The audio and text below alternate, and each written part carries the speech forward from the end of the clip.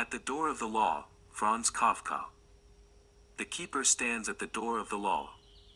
A common man of that country comes to him and asks for permission to appear before the law. But he wouldn't allow her to enter. The man wonders. Then he asks, "Will I be listened to after some time?" "We'll see," says the keeper, "but not at the moment." The door of the law is still open today, as always. The man looks inside.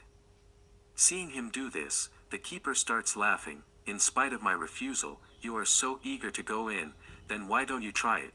But remember, I'm very strict, while I am much younger than the other keepers.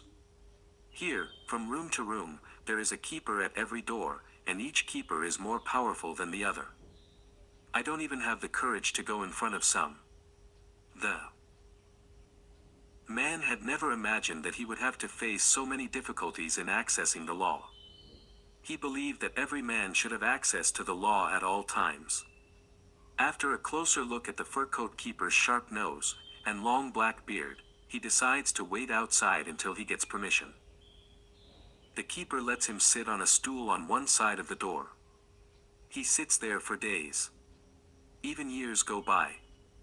In the meantime, he begs several times in front of the keeper to go inside. The keeper starts asking him about his house and many other things in a reluctant manner, but every time his conversation ends with the decision that he cannot be admitted yet. The man spends all the belongings he had gathered for the journey and whatever else he had to please the keeper.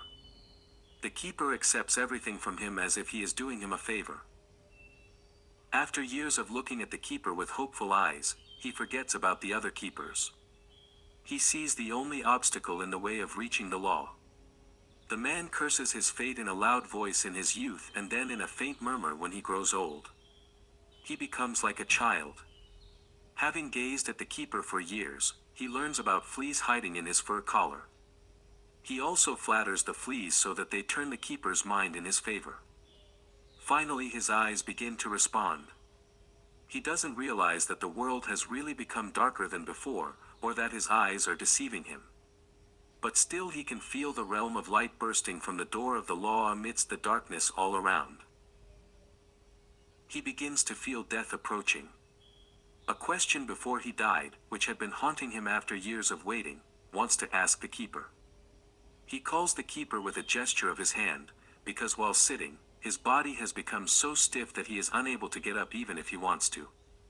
The keeper has to lean towards him because he looked quite staggered due to the considerable difference in height. "What do you want to know now?"